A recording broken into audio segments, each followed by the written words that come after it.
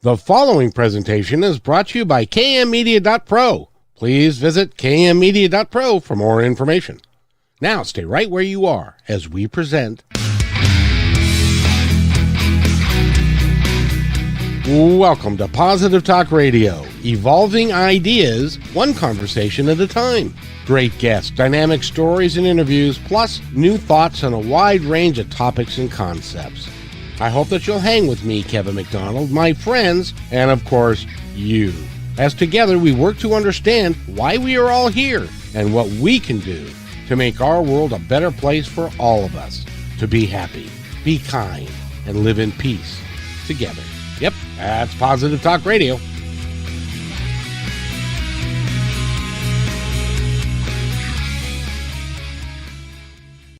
Howdy to another episode of Positive Talk Radio. I'm very happy that you're all here. We've got a great show for you today. A gentleman that is really, he likes to run a lot, it seems to me. Yes. He runs all over the place. His name is Jerry Snider. He is an author. He's written a couple of books. He's an entrepreneur. He's a coach. He's a certified life breakthrough coach, which I want to talk about quite a little bit. And he also volunteers in the lovely community in Texas where he lives. And he's a coach down there as well. He coaches high school cross country, I do believe. Correct. And he's an all-around good guy. So, Jerry, welcome to the show. How are you? I'm great, Kevin. Thanks for having me on. You're more than welcome. Oh, I forgot to add that you also have a podcast. Yes. That you call the podcast All in One Health and Wellness. What do you? No, that's my business. All in Health and Wellness is the business. The podcast is Confidence Through Health. That's right. That's right. And that's the name of your book as well, I believe. That's the first book. Yes. And then you've got another book about sugar, which is like cocaine for some of us. You know, it can be, but it's a twist. It's not necessarily all about sugar. It's also about the mirror that sugar can present, in that we sugarcoat food so that it tastes better. And sometimes we sugarcoat our lives so that we fit in, but we don't really wind up with the life that we want after, years later, that we look back and we go, why did I want to do what everybody else told me to do? Why didn't I do what I wanted to do? Exactly. Like sugar frosted flakes. They were my favorite growing up. Yep. Because they was regular cornflakes, I had to put a bunch of sugar on them. This I didn't have to. So yep, exactly. In any event, let's talk about you a little bit. You are an athlete, have been an athlete for like ever. Yes. When did you decide that you like to start running? Actually, that happened about, I guess, 7th or 8th grade. And I was playing soccer. I played soccer since I was 6. And I was on a good team, and the coach said, hey, we need to step it up. So I think we can actually have a really great team. So we need to be a little bit more conditioned. And one of the dads was a runner. And so he started doing a little running thing like twice a week as part of our practice. And I wound up just like finishing these runs and looking back, and I couldn't see anybody. And it was like, maybe there's another talent there. And it turned out to be. Well, and you've got quite a few awards. You've done really, really well and even as an adult after school ended and you were on your way doing other stuff, you still continued to run. You ran half marathon. What is it like to run a half marathon, for heaven's sake? Not 13 miles, isn't it? Yeah, it's 13 miles. And it's the one that I've done twice, the same course and everything. And it's a little bit smaller as far as the competitive side of things. So there's not a lot of guys up there in the front running the pace that I run. And so it can get a little boring because there's not a lot of people around. And so it takes a lot of mental discipline to keep going and pushing that. So I feel the same thing that I know a lot of people out there that are not like the competitive level that I'm at, but they'll run a half marathon and they feel the same thing as in that, there might be a lot of people around them, but they're like, oh my gosh, I'm 10 miles in. And how am I going to finish 3 more miles? This is really hard. And it is, but it teaches you something about yourself when you finish. There has to be, and I'm just guessing here because I've never run, I used to be an athlete, but it was more, if there was a ball involved, I like that. But just to do running and stuff, I couldn't imagine running. You have to be in some kind of incredible shape to run that kind of distance, don't you? Yes, you do. And I tell people that I coach, I'm like, when they come to me and they say, hey, I want to run a marathon or a half marathon, or I'm like, okay, do you want to finish, or do you have like a competitive time in mind, whether it's competitive as far as other people, but just for yourself? Do you have a goal of just finishing? Okay, well then that's a different plan, because if you can run, so for a half marathon, it's 13 miles. If you can run half of that multiple times, so like, every Saturday for 3 weeks, you can go out and run 6.5 or 7 miles, you can finish a half marathon race, because you get adrenaline, you get other people around you, and it just, there's a little bit more fun going through it. And you can make it happen. Um, but to be competitive, then you really do need to be running and hitting that 13 or 14 mile runs every so often, so that you know what it feels like and you can push the pace a little bit. So at one point, is it more mental than it is physical? Yeah, it totally is. And in fact, like even today I went out on my run, and I'm in a recovery week. I had a race this past weekend, and so this is my recovery week. I don't have a race again until September. Um, at least one, I might jump into something small, but uh, and so this week, like today, I went out to start running, and I got about a mile into my 6 mile run, and I was like, I don't want to do this, but I know I have to, and I'm like, this is the plan, and I got to stick to the plan, and I got to work it out. And but I was like, I really don't want to do this. And so even the top athletes and the people that are in shape and doing it all the time, we still have those same feelings of just like, can I just mail it in today?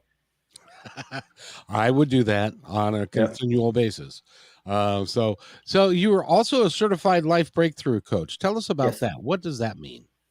So when I started looking at going out into business for myself, I'd worked in the corporate world for a while, well, in nonprofits as well, and I'd always been at a middle management level. Well, I'm in a small community, and so a lot of times that was the top manager in town. But then, obviously, I answer to somebody at a bigger level. But I found myself coaching my employees more through life than actually like helping them through the business. It was more through life things, and so I was like, you know what? Maybe I should look at becoming a life coach and helping people figure out what they want to do in life and figure out how to get there, create the plan for them to get there, because I was basically doing it anyway, and not getting paid for it. And so as I started my own business 6.5, 7 years ago, that was the initial, role and purpose, was to go that direction. Um, and as I got into it more, I was like, it flows with the whole health piece that I'm trained in. That's what my degree's in, and with the athletic piece that I've got just from being an athlete for so long and a coach, that it was like it all meshed into. So I help people through a life coach situation of helping them with their lives, but doing it more from a healthy perspective, and bringing in other aspects of, hey, we're working on this nutrition change, and that's a lot similar to what you're having going on in, your career, or your personal life. Um, and so not counseling so much, but just coaching them through those steps of like, I really want to get to that better part of my life over there, but I can't seem to figure out how to get there. That is a very, very common complaint, by the way. Yes, it Uh, is. we all want to make a change. Well, okay, not all of us. Some of us would like to make a change, but the blueprint of how to make that change and make it stick is Mhm. hard to find. It is. Well, and I would say it's hard to it's hard to put into action. Yes. I think all of us know what we want to do, and either there's fear that's holding us back, or there's other people that are saying like, and prime example is that when I really wanted to start my business right out of college, 20, 25 years ago. And I can picture the exact scene in my head of exactly what happened. Is that I had the idea. I had my wife's my wife's best friend's husband, so but a friend of mine, and his dad were in a car. We were visiting at a lake and just having a fun weekend. But we went in the car to go get ice and stuff. And so I was like, "Hey guys, I got this idea." Now think 25 years ago. Where's the internet 25 years ago, right? some people listening may be like, what, there was life before the internet? What are you talking about? But, it's in its infancy. Emails, like not very well known. There's no apps. There's no smartphones. And I said, I've got this idea to be an online coach. And, my friend was like, I don't know if that's like, the internet's not a lot of people are on. And his dad was like, do you have a business plan? And I said, well, no, I didn't get a business degree. I don't even know what a business plan is. I don't know how to start one. And from that conversation, I stopped and I just said, no, I can't do that. It's too complicated. I can't go that direction. And so I held back until 6.5, 7 years ago, where I finally said, you know what, I think I really need to do this. It's amazing that you say that, because it is so true. When you say, I'm going to start a business and I'm going to go do this, and then they start saying, well, do you have a business plan? Do you have a marketing plan? Do you have a angel investor? Do you have, how are you going to make money in between and stuff? And so it's real easy to say, oh man, that's a lot of work that I had no idea how to do. And so now I've got to learn how to do all this stuff. And then you stop it, and it stops you right in your tracks, rather than people saying, how can I support you in this? Right.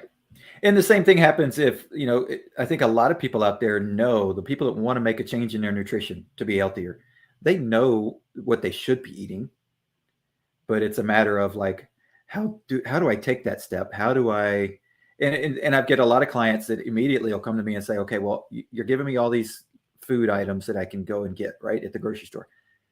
Where are the recipes? How do I prepare this? How do I, and I'm like, take a step back, take a deep breath. It's not that hard. Like, just put things together. It's going to be okay. But it's like, I can't do it unless you give me this, and so many of us think like, I want to make that change to get to this different part of my life, but I can't be there unless I have this piece. And so without that piece, I'm just not going to do anything. Exactly. Well, and part of it is that, which is why there are so many diets out there that have prepackaged food, and they may be nutritionally deficient, and because they're all processed and that, but it's for ease of because we're apparently we're kind of a lazy people, and we don't want to do what it takes to do everything from scratch, and to and to cook all that and all that kind of stuff. And there's a lack of knowledge too. So it makes it tough for folks.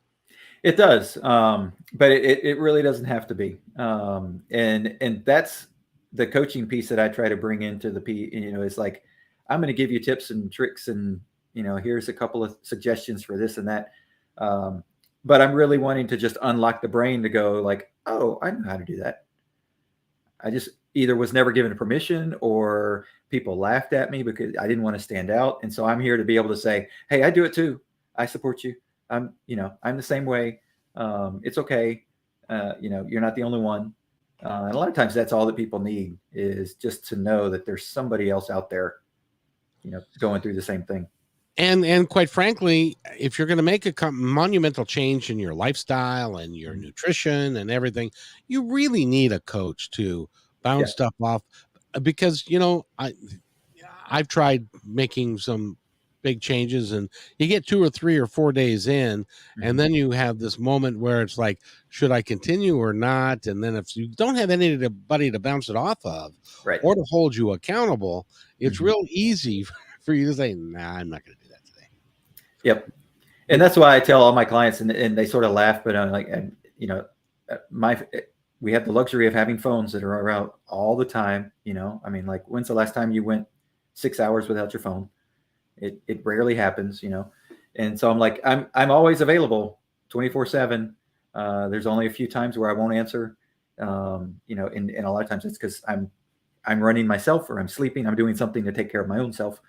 But other than that, like, I'm available for a quick text. That's just like, hey, I had one client that did this. She said that she had lived years and years of just poor eating and a lot of different health issues. And she was like, I'm tired of it. I need to fix it. But she didn't tell any of her coworkers that she was doing it. And so we had that discussion after this happened. But she texted me, and it was just a picture of this full-size cake sitting on her desk when she got back from her break. And I was like, I wrote her back and I was like, is it your birthday? And she said, no. She said, one of my colleagues just thought that, she said, well, I thought you would like this, so I got you a cake just for her. And she's like, that was awfully nice of her, but it was nice. But the client's reaching back to me going, what do I do? Because this is going to derail me completely, and so, I'm there for those types of situations. And in her situation, I actually talked her into, she'd never said no to anybody. She'd never said no to a gift, which is hard to do in a nice, polite way. Yep. And so, I told her, I said, okay, here's what you do. Because I said, if in the old days, she said she would take that, she would go home, she would eat the whole thing that night. Oh my gosh. And I was like, okay, we're not going to do that. But I said, you're in an office. There were, 15 or 20 people. I said, you take it to the break room and you put a note on it. And you said, this is a gift for everybody to share. And then you go and tell the person, I greatly appreciate it. You politely say, I've started this program. I'm doing these things. And so to help me with that, I'm going to go ahead and share that with the office. And she said it went over perfectly and it was smooth. And she came back and she's like texting me that she's like, I'm shaking. I've never said no to something like that before. But it's that kind of empowerment that people, I think, need sometimes. And absolutely. And, that's a really cool story because, a lot of us just don't say no. Like if you don't tell anybody and the donuts come in the morning, and stuff, and it's just so hard when everybody's munching on a donut for you to just sit there and have a celery stick or something like that. It's just it makes it difficult. But as a coach, now you're available 24/7. That's quite a commitment on your part. It is, but it's very few actually take liberty and text me at like just random times. Most people are very sensitive to the fact of like, okay, well, I've had those few emergencies in the middle of like 9 o'clock at night where it's like I'm winding down and but it's like, hey, I'm feeling the munchies. I need some help because normally I would go grab a bag of Oreos or something. And so I talk people down, off that proverbial cliff. But I offer that, and I think just having that as an offer is enough for people to go, oh, he's there for me. I don't have to go and do that. Versus if they knew, well, I can reach you from 9 to 5. Well, at 7 o'clock, if I'm tempted, well, I can't reach him. So what am I going to? I don't have anybody to support me, And so I think just knowing that I'm there is helpful, whether they reach out or not. For me, I live alone. I'm older now. My kids are grown. And so I live alone. So it's easier for me to make better food choices because I buy all the food that comes into the house. How do you help people who have a family at home who may be eating differently?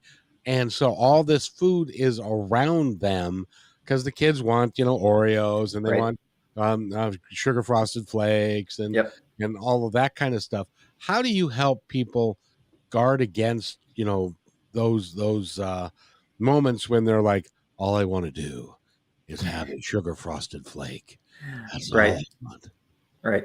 Or you're hungry and it's a normal time to be hungry, and you go to the pantry and you open it up thinking I'm going to get that healthy snack that's in there, the apple or whatever, and you open it up and you see the Oreos or you see the bag of chips and you go, let me just grab that. That temptation's real. And I've lived that. Like when I first was really getting back into being healthy from the corporate world, because in the corporate world, I was falling into the trap of I'm working 60, 70 hours a week. It's stressful. It's, you just grab something to keep you going. And I gained a little bit of weight doing that. And so one of the things I told my wife, I was like, all right, if I'm gonna be fully a health coach for other people, one, I've got to be fully healthy myself. So I need to lose a little extra weight that I've gained. And I said, the easy thing to do is if we don't buy it and don't bring it into the house, I won't eat it. But if you buy it and bring it in the house, I will eat it. Like I cannot avoid it. Like, and so, How'd that you know, conversation go? was actually she? she was on board. You know, and That's she was like, awesome. okay, I get that. And so, you know, that's helpful, obviously. You know, to have, if you have a house full of other people, to have them on board and supporting you, that's hugely helpful. But the other piece of it is there is a discipline window where it's about 2 weeks where it's those triggers and cravings will hit. And so it's like, how do we avoid that? How do we keep from getting that? And really it's about your preparation before you get to that point. And so not letting yourself get to the point of I'm going to the pantry because I'm starving and I can't avoid it. And so if you're working from home, the easy solution is put your healthy snacks by your desk so you don't have to get up and go to the pantry to see the other stuff that's out there. Right. You know, or if you're just home on the weekends, or, you know, it's the evening and it's like normally I get up at 9:30 from the sofa and I go grab my evening snack, which is, you know, ice cream or cookies or whatever. And so it's okay, well, if that happens at 9:30, 8:45, I'm going to program in, we're going to have a piece of fruit. So that you're going to have a little bit of satiation going on. You're going to be like, okay, when 9:30 happens, I'm not hungry. I'm good. I had my fruit. I'm good. I don't need that. And so it's a little bit of a mindset shift, but it's also some internal feeding yourself properly before you get to that point of being starving, if you will. Exactly. By the way, we're talking with Jerry Snider. If you want to follow along, you can go to his website, which is all-in-one healthandwellness.com. It's actually all in healthandwellness.com. Oh, there's no one in there. There's no one. Yep. Oh, well, that's what happens when you can't read. So, well, you know, and that's what happens when you don't go into business knowing all of those things, like a business plan and marketing, and you create this really long website name thinking this is great. And then you go, oh, I got to type this out every time I do something. I tell you, it's hard. Allinhealthandwellness.com. Yep. And he's got lots of programs that you can access there. He's got a shop where his books are, and he's got 2 books that I want to talk about briefly. And the first one is Confidence Through Health. And the second one is No More Sugarcoating. I love that, because that is a dual thing. It's either right. food and it's also a lifestyle. Yep. And stuff. So what motivated you to write the books?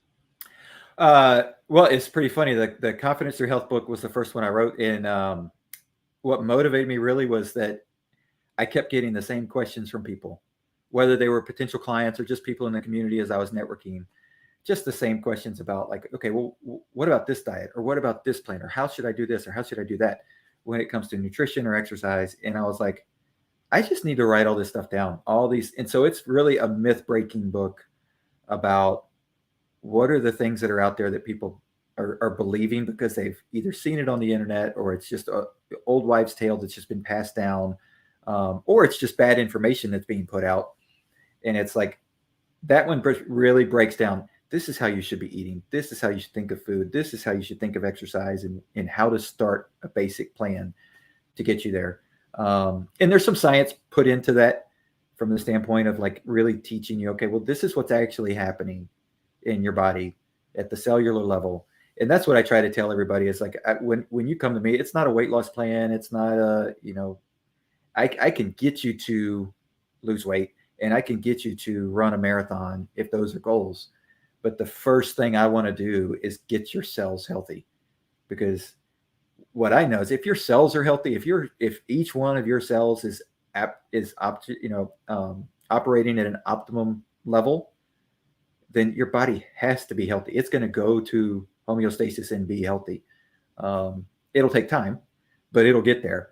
And so if we just treat the cells properly, it takes care of everything else.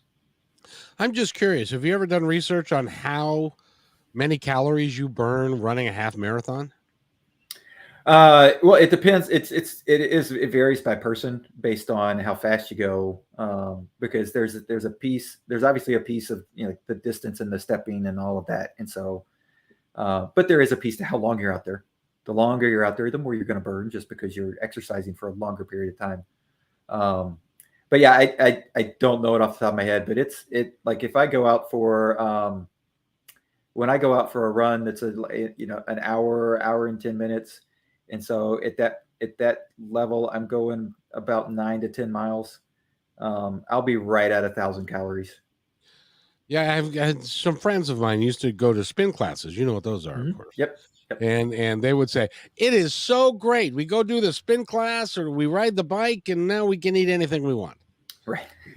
which is their solution, which was, I want to eat anything and everything, and I burn enough calories I can do that, but that doesn't mean that you're nutrient rich. Correct. And that's part of the problem. I'm going to take a little bit of a break here, if you don't mind, sir. And by the way, we're talking with Jerry Snider, and he's the author of a couple of books. He's a health coach and a motivational coach, and he's also a speaker and a podcaster. He does all kinds of stuff. So we will return in just a moment. I've got a special friend or two that I need to let you hear about, and then we shall return immediately after that. So stay tuned. You're listening to Positive Talk Radio, and go to positivetalkradio.net to find out more about what we do. So stay right where you are. We'll be right back. Have you ever said, how did I do this again? Want to create your own powerful life? Well, Allison Roberts can help resolve the issues that keep repeating by creating a new outcome. She is one of the top 100 coaches in the world and will help you achieve your dreams. Email her at allison@allisonroberts.com or visit allisonroberts.com and receive a free guided meditation and discover all of her ongoing programs and events. When you want to say more than words communicate, you can with flowers. Your custom boutique floral studio in Bothell, Washington is anaturaldesign.com, connecting you to nature through the language of flowers. Where your people are is where our flowers are beautiful. Your success is our goal. Now through New Year's Eve, here's your exclusive bonus for being our appreciated listener. Type in promo code Positive Talk Radio at checkout to receive $20 off your order. Our gift to you for being here with us today. anaturaldesign.com.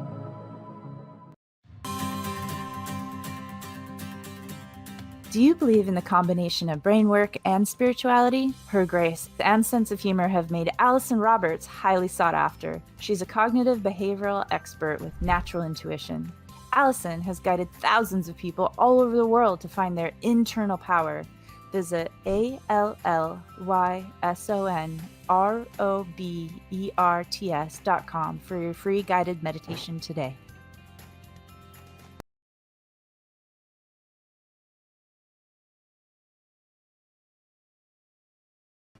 Welcome back to Positive Talk Radio. My name is Kevin McDonald, and we're talking with Jerry Snider. You know, some people, Jerry, they ask me, all right, you play a coach's commercial during the show, and we're talking to a coach. Right. How could that be?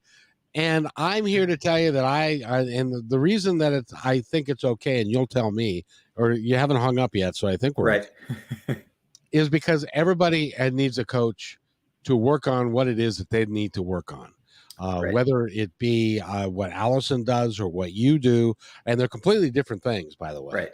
And it's really vital that I really think that I know a guy, he makes $250,000 a year as a financial planner, and he works with people setting up their retirements and stuff. Right. He has a financial planner coach. Right. Because you can't know everything. Right. And he's a very smart man, so he's smart enough to know I don't know everything, so I'm going to utilize a coach to help me get through it. And that's what we're talking about with you. Now, right. you said something that really piqued my interest earlier. You said getting your cells healthy. Right. And in the toxic world that we live in, mm-hmm. we are loaded, I think, with toxicity and problems. Right. How do you help people deal with that? Because that can end up with autoimmune issues and inflammation issues and all that kind of stuff. Yeah. And the majority of people, whether it's actually triggered and you see the signs of it, but the majority of people, at least in the US, based on the way that we eat, have some sort of autoimmune issue going on. They've got inflammation, and whether or not they're actually seeing the actual symptoms of it yet, it's brewing internally. And it's that way because of the way that we eat, in what we eat. And so one of the things that I do, and it's not a traditional detox in the way that you think of a detox from a food standpoint. And it's not an elimination diet, which is where, you start taking things out that you think are causing problems for you, and you eliminate them from your diet for so long and see when you add them back in, do they still have those issues? But there are definitely some triggers that are out there, and dairy is one for a lot of people. Wheat and or glyphosate, which is Roundup, which is what they treat wheat with. So it's either the wheat itself or the chemical, but one of those two, which is in a lot of our processed foods. Did you say like Roundup, that I go to Home Depot and I want to stop weeds from being in my garden and Yes. I sprinkle Roundup? Are you saying that's in our food too? Yes. Oh boy. And if you're eating a non-organic packaged, piece of food that has wheat in it, it's more than likely has particles of Roundup in it. And it's just a very strong antibacterial. And so it's messing with your gut, because your gut is full of bacteria. A lot of it is good bacteria that you want. It's going to help you and build up your immune system, and which is going to fight inflammation, which is fighting chronic disease. And so it's a domino effect, either positive or negative, based on what you do in your gut. And so basically what I do is I take out those things that we know are triggers for most people. And most people, like the human body, most people can eat about 80% of the same thing and be okay. And then that 20% that's left is going to be dependent on where's your gut come from hereditarily wise, like what part of the world, because, the US is a melting pot. And so the people that have their gut microbiome, their bacteria is coming from maybe people in Ireland from the 1600s, 1500s. They're going to eat differently than the people that have a gut that's coming from a true Native American, the Indians that were here when Columbus came. Like those gut bacteria are going to function differently based on the food that they had available at the time. And those bacteria are still the same bacteria, and we've just melted them together. And so 80% of it's all the same, but that 20% is going to be dependent on where's your gut bacteria coming from, what kind of bacteria is growing in your gut, in the majority of your gut. And so what I do is I take that and then tweak that next 20% for everybody. And at some point usually in the first 4 weeks with my clients, at some point they're going to go, oh, those last 2-3 days, I felt really great. I'm like, okay, good. Those are the things that we need to stick to then teach you how to eat, get you off the triggers and the cravings. And I tell most of my clients, it's within 3 to 6 months. They're going to be with me for 3 to 6 months, and then they're going to be able to fly off on their own, and they're going to have control over it. They may not be at the weight they want to be at yet, because that may take longer depending on how much they had to lose to get to where they want to be. But they understand how to eat. They understand how the process works. They understand how to fuel their body properly and take care of themselves. And once you do that, then you don't really need me anymore. I'm still here, and I've got clients that'll, 2-3 years later, they'll text me every now and then, and they're like, hey, I had this issue show up. Is that, something new I need to worry about? Is that a one-time fluke thing?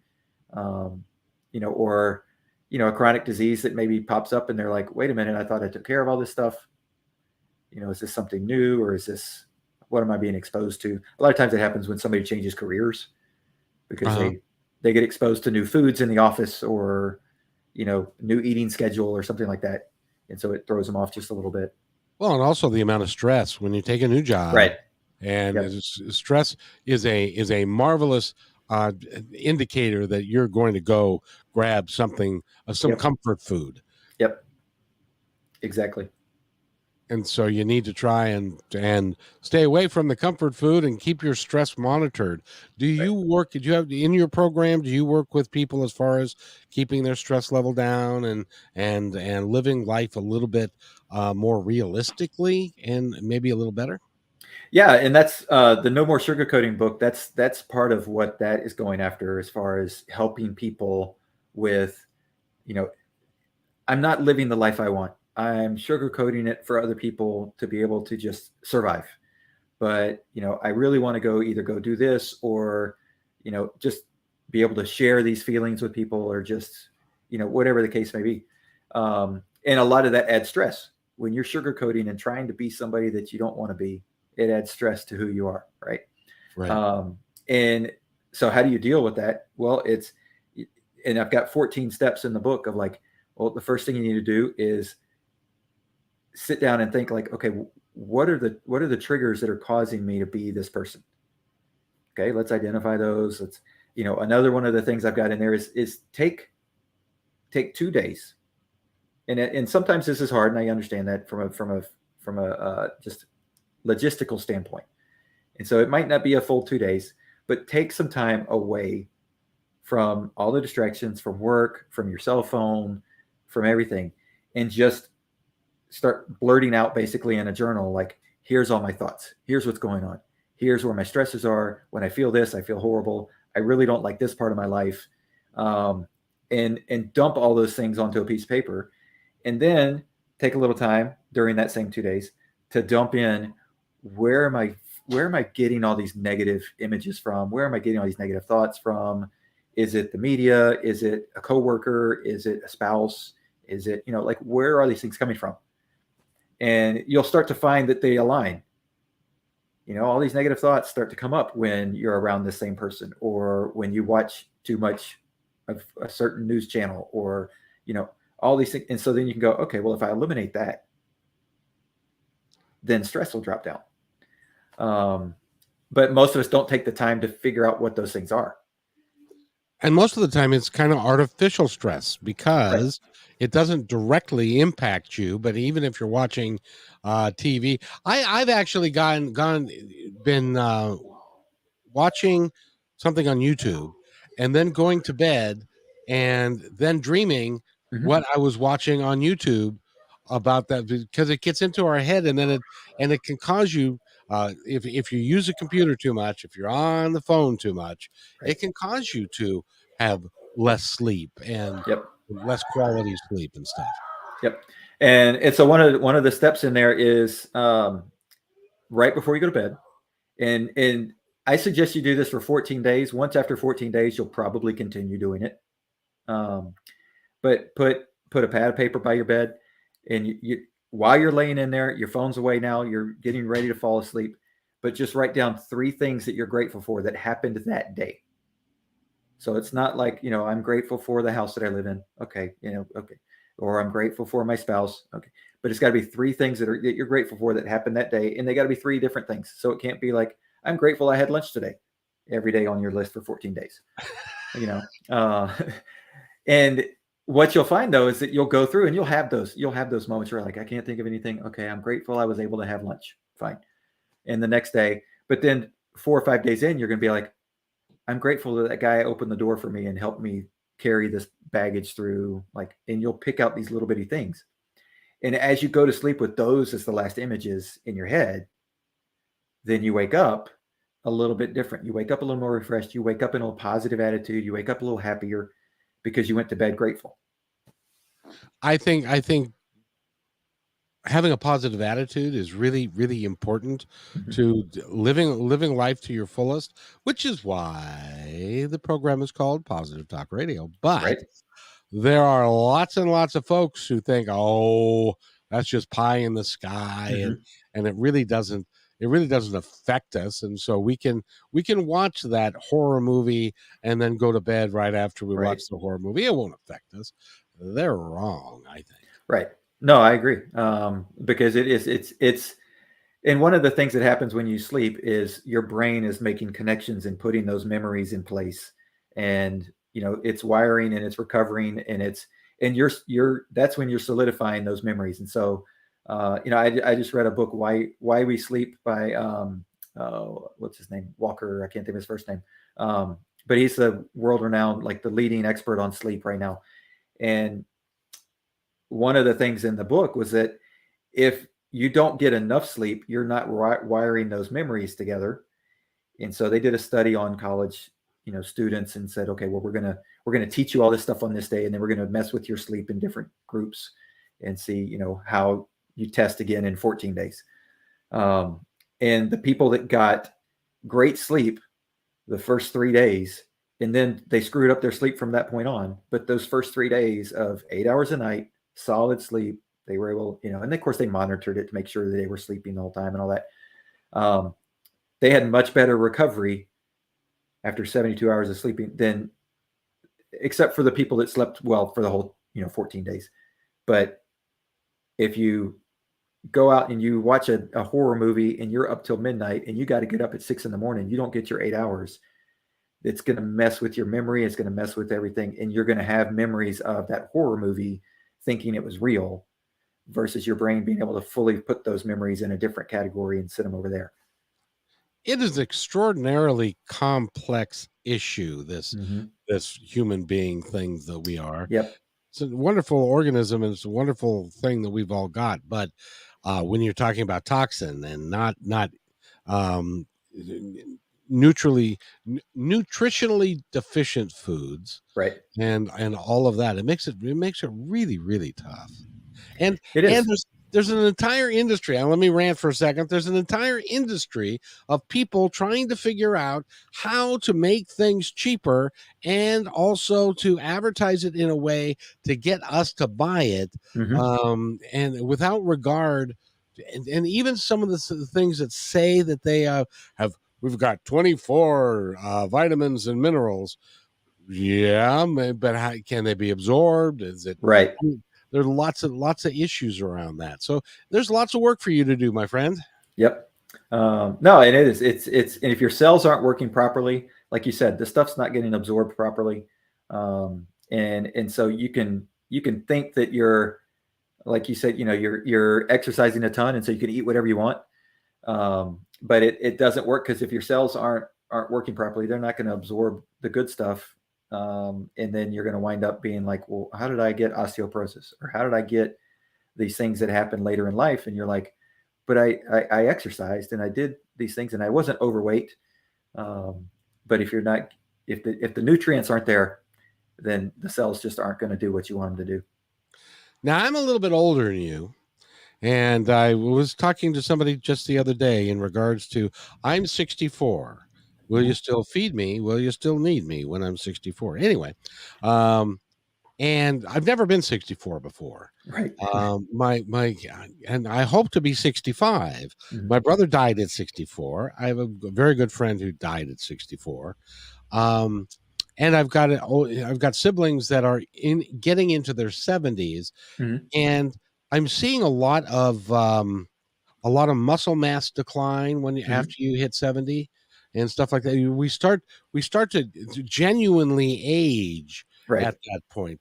Is there a way for us to maintain our muscle mass so that because sometimes fat continues to grow, your muscle mass shrinks, and that's not a good combination either. Can you help people keep their muscle mass into their 70s? Absolutely. It's different, it's a different, and I tell people this, like the way you work out,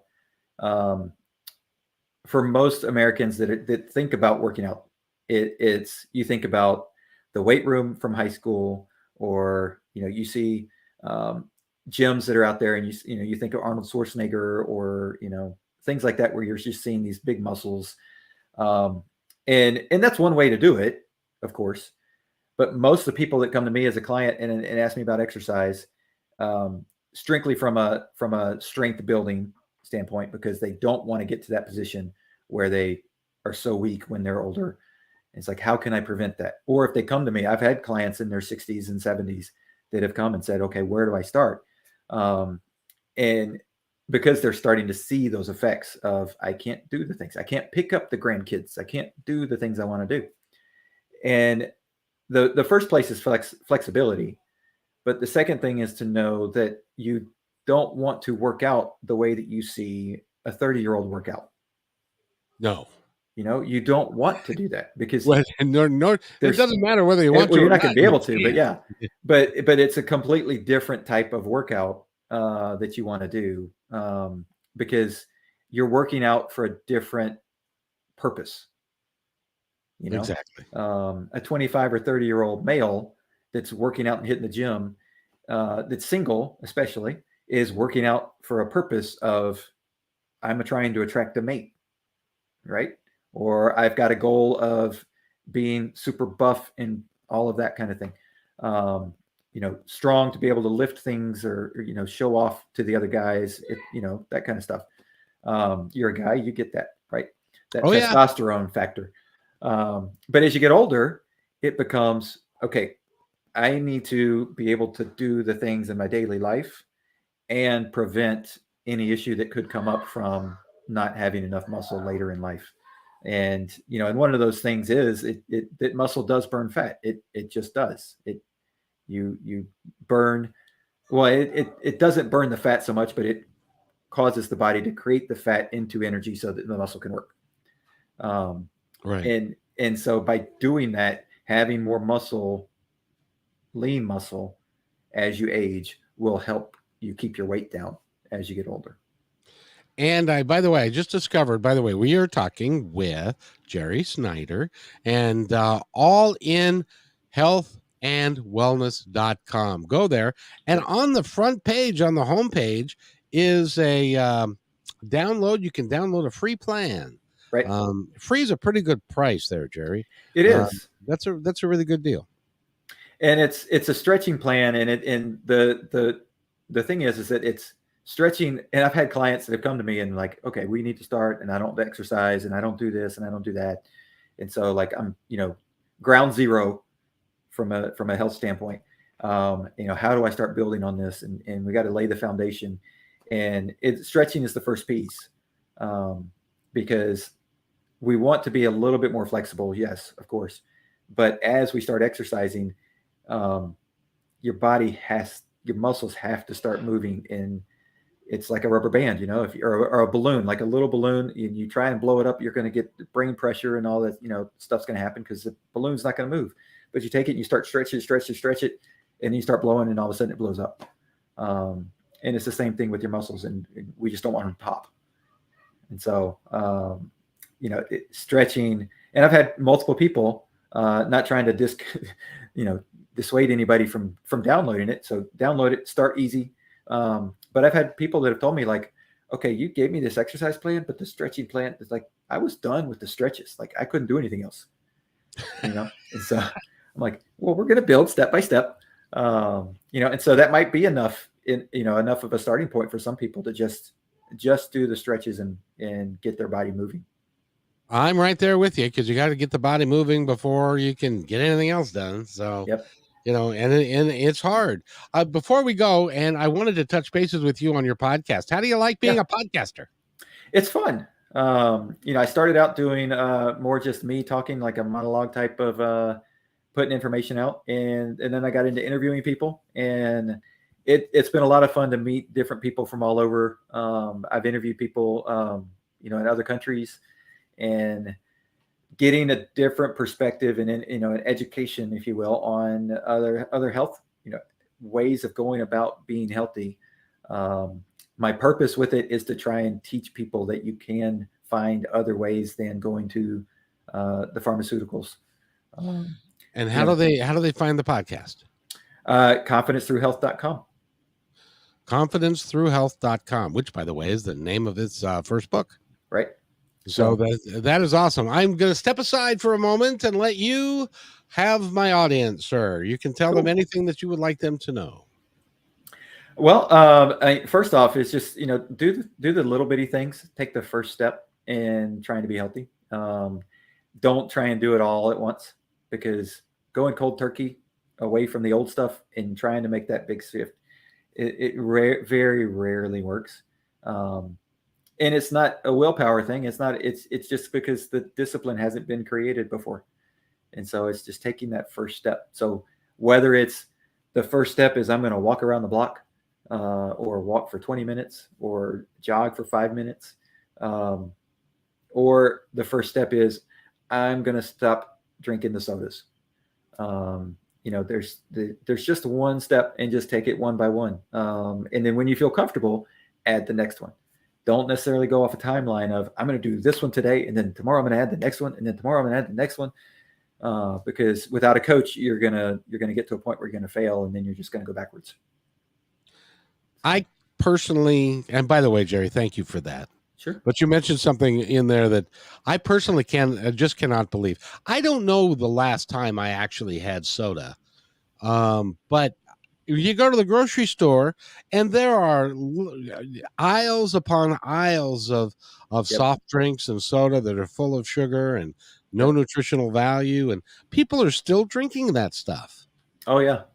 Yeah. And it's sad because of the content of what's in it and how it's not good for you. But there's some of those things that are out there, whether it's soda or other things that are just not good for us.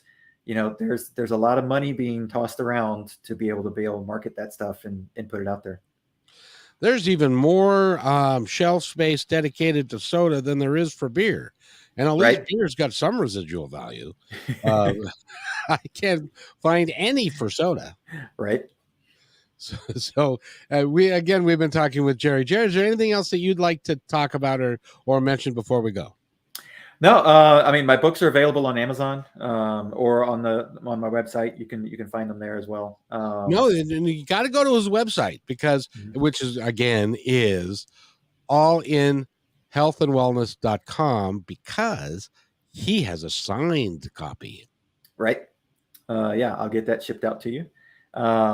And I am working on another book, which is called the working title right now is Honor Your Preparation, because I believe that, and that's one of the things that I've slogans that I've used with my teams that I've coached, is when you get to the race or the game, you've put in all the preparation.